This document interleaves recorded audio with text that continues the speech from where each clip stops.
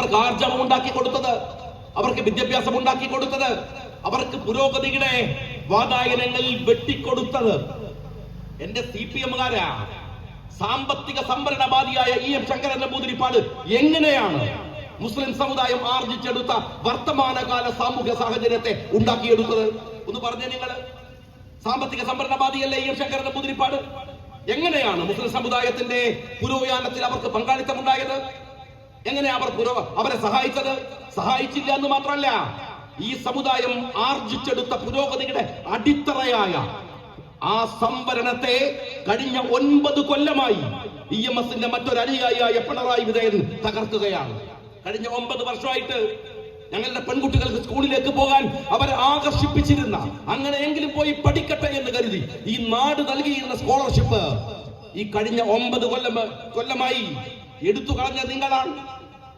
ഞങ്ങളുടെ മക്കൾക്ക് പഠിക്കാൻ കേരളത്തിന്റെ തെരുവുകളിൽ ഉണ്ടാക്കിയ എയ്ഡഡ് സ്കൂളുകൾ, അൺഎയ്ഡഡ് സ്കൂളുകൾ, ആ സ്കൂളുകളിലേക്ക് 9 കൊല്ലമായി നിങ്ങൾ കൊടുത്ത കോഴ്സിന്റെ പുതിയ ബാച്ചുകളുടെ കണക്കുകൾ നിങ്ങളൊന്ന് പറഞ്ഞേ. എവിടെയാണോ നിങ്ങളുടെ EMS ഉണ്ടാക്കിയ കേരളം? എവിടെയാണ്? ഞാൻ ഒരു കാര്യം പറയാം. എന്നാൽ നിങ്ങൾ ആലോചിച്ചോ, ഇവിടുത്തെ ഇടവന്മാർ ശക്തി പ്രാപിച്ചു. മുസ്ലിങ്ങൾക്ക് വിദ്യാഭ്യാസപരമായി, സംഘടനാപരമായി, സാമ്പത്തികമായ പുരോഗതി ഉണ്ടായി. നായർ സമുദായത്തിന് സംഘടനാപരമായ പുരോഗതികൾ ഉണ്ടായി. എന്നാൽ നിങ്ങളുടെയും എന്റെയും നാട്ടിൽ, ഈ പാലക്കാട് ജില്ലയിലും വയനാട് ജില്ലയിലും ഒക്കെ അതീവ ദാരിദ്ര്യം ബാധിക്കുന്ന ഒരു വിഭാഗമുണ്ട്. അത് ഈ രാജ്യത്തിലെ ആദിവാസികളാണ്. പറയാൻ കഴിയുമോ കമ്മ്യൂണിസ്റ്റുകാരന് ആ ആദിവാസി സമൂഹത്തിന് നട്ടലുണ്ടാക്കി കൊടുത്തത്, അവർക്ക് ശക്തി ഉണ്ടാക്കി കൊടുത്തത് നിങ്ങളാണെന്ന്? അതവർക്കില്ലല്ലോ.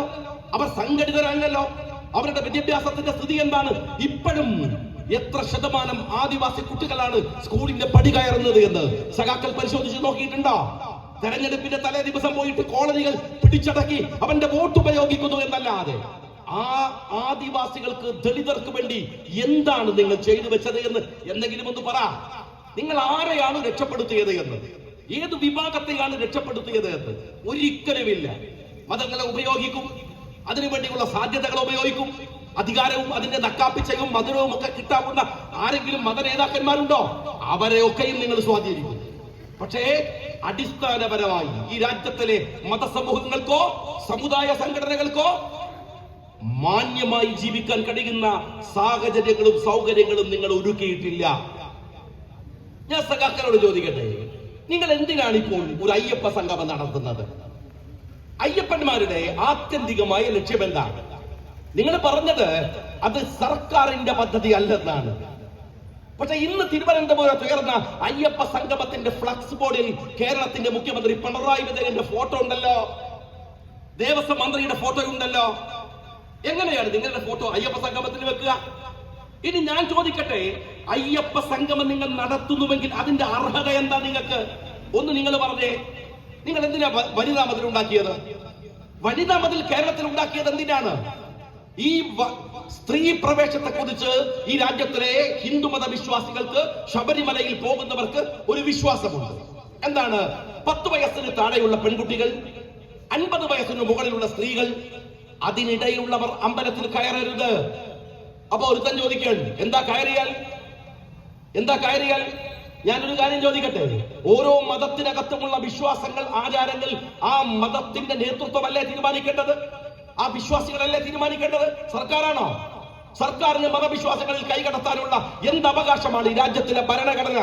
പിണറായി വിജയനല്ല, അതിനപ്പുറത്തുള്ള തമ്പുരാക്കന്മാർക്കും അനുവദിച്ചു കൊടുത്തിട്ടുള്ളത് ഇല്ലല്ലോ. അതാ മതവിശ്വാസികൾ തീരുമാനിക്കും, അത് അവരുടെ അവകാശമല്ലേ?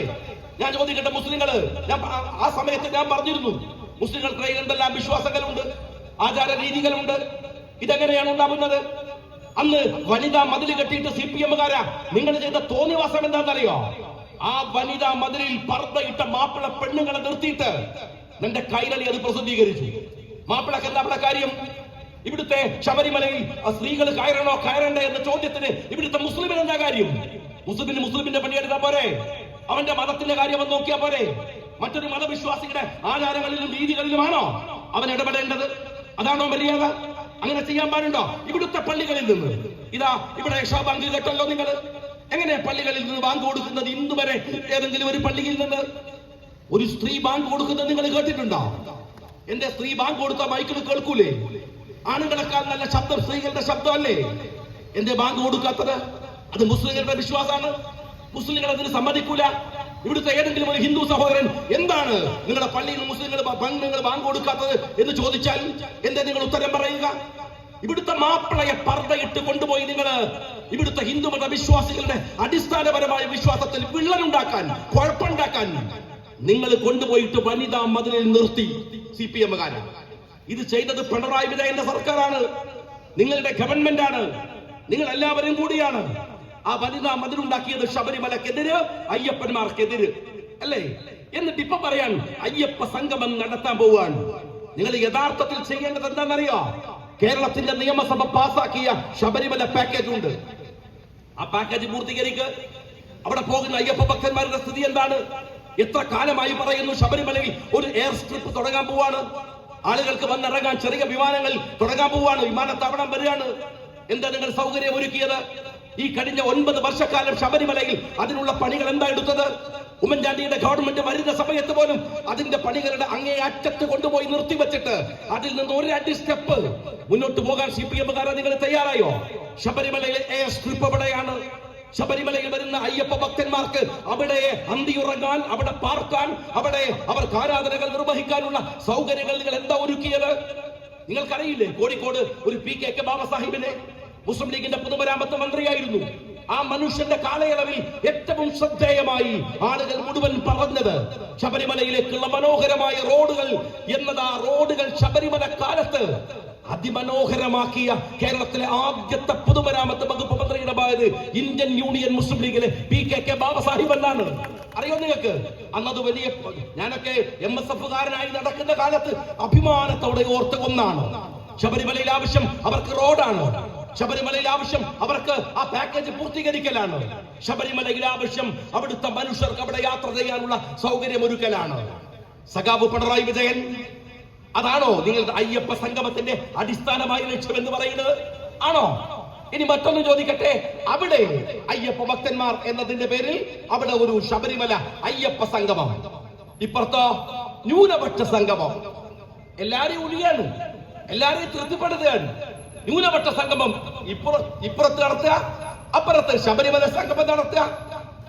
ഞാൻ ചോദിക്കട്ടെ, ഇനി ന്യൂനപക്ഷ സംഗമം നടത്തുമ്പോൾ ഞാൻ നിങ്ങളോട് ചോദിച്ചു, മുസ്ലിം കമ്മ്യൂണിറ്റിയെ ബാധിക്കുന്ന അടിസ്ഥാനപരമായ പ്രശ്നങ്ങൾ ഈ 9 കൊല്ലം നിങ്ങൾ നടത്തിയിട്ടുണ്ട്. ചെറിയ കാലയളവിലല്ല, ഈ 9 കൊല്ലം കൊണ്ട് നഷ്ടപ്പെട്ടു പോയ സംവരണം, 9 കൊല്ലം കൊണ്ട് നഷ്ടപ്പെടുത്തിയ സ്കോളർഷിപ്പ്, 9 കൊല്ലം കൊണ്ട് നഷ്ടപ്പെടുത്തിയ കോഴ്സുകൾ, ഈ 9 കൊല്ലം കേരളത്തിലെ SLC കഴിഞ്ഞ് പുറത്തിറങ്ങുന്ന കുട്ടികൾക്ക് പഠിക്കാൻ സൗകര്യമില്ലാത്ത +2 കോഴ്സുകള്, എന്തിലാണ്, ഏതിലാണ് ഒരു സമുദായം എന്ന നിലക്ക്, ഒരു മൈനോറിറ്റി എന്ന നിലക്ക് ഇവർക്ക് അനുകൂലമായി നിങ്ങൾ നിന്നത്?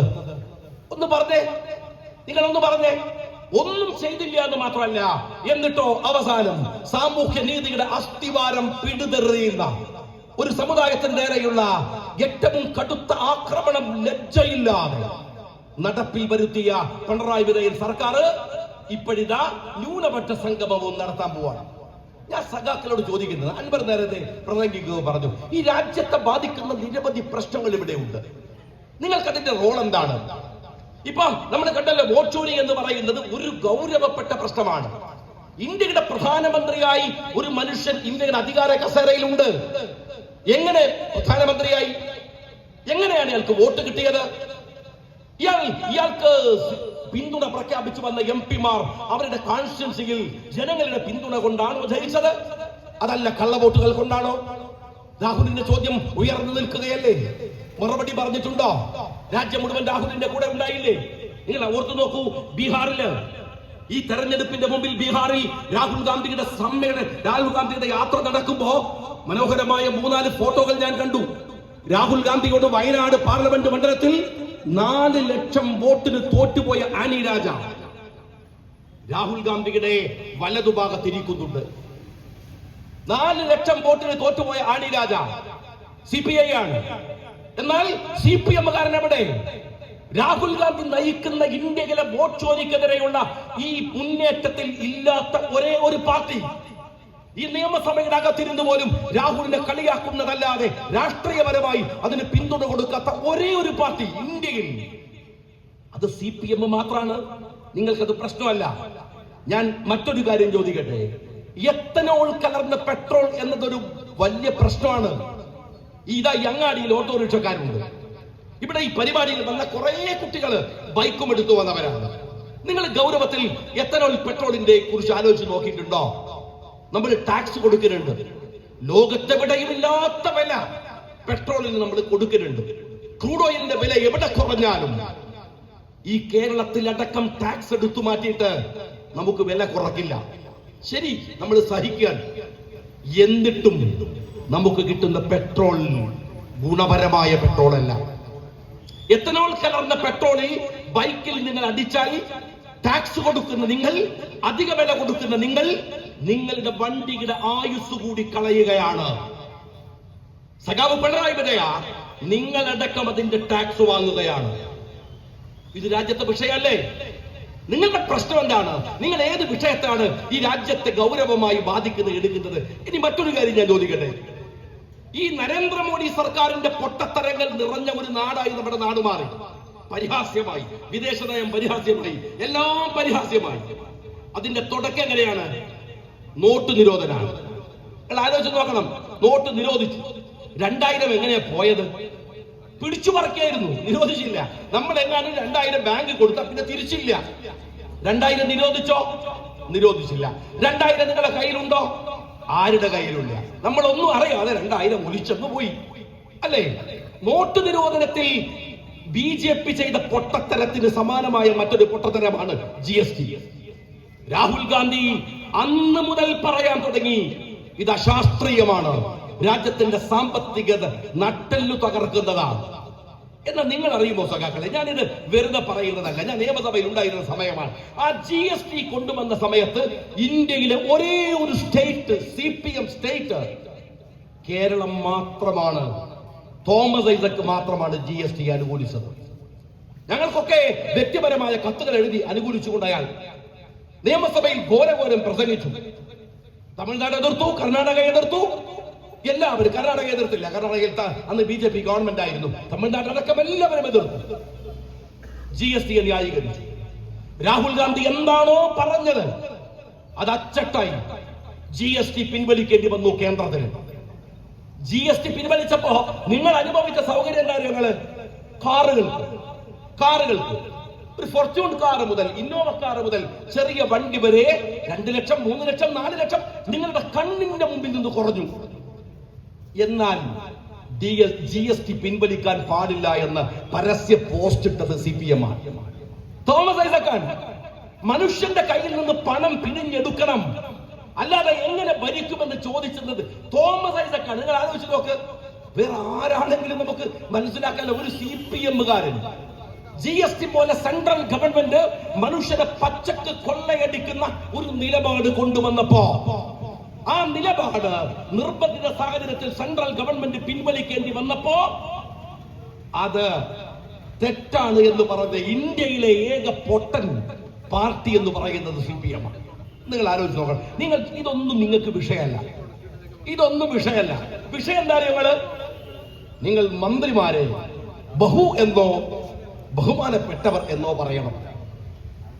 എന്റെ സഖാക്കളെ, 9 കൊല്ലം ഈ രാജ്യം ഭരിച്ചിട്ട് നിങ്ങളുടെ മന്ത്രിയെ നാട്ടുകാരെ ബഹുമാനിക്കാൻ പഠിച്ചിട്ടില്ല, അല്ലെങ്കിൽ ബഹുമാനിക്കുന്നില്ല എന്ന് പറഞ്ഞാൽ അത് നിങ്ങളുടെ മാത്രം കുഴപ്പമില്ലേ? നിങ്ങൾ ആലോചിച്ച് നോക്ക്. നിങ്ങൾ സർക്കുലർ ഇറക്കാണ്. നിങ്ങൾ ഈ മലയാള നിഘണ്ടുവിന് ബഹുമാനം എന്നതിന് അർത്ഥം എന്താ നോക്കിയാ? ഞാനത് അടിച്ചു, ഞാൻ വരുന്ന വഴിക്ക് അത് അടിച്ചു നോക്കി. എന്താ? നിങ്ങൾ ആദരിക്കേണ്ടവരെ കാണുമ്പോൾ മറ്റുള്ളവർക്ക് തോന്നുന്ന വികാരത്തിന്റെ പേരാണ് ബഹുമാനം. മനസ്സിലായി? നിങ്ങളെ കയ്യിലില്ലേ, ഗൂഗിളില്ലേ, നിഘണ്ടുല്ലേ, സെർച്ച് ചെയ്ത് നോക്ക്.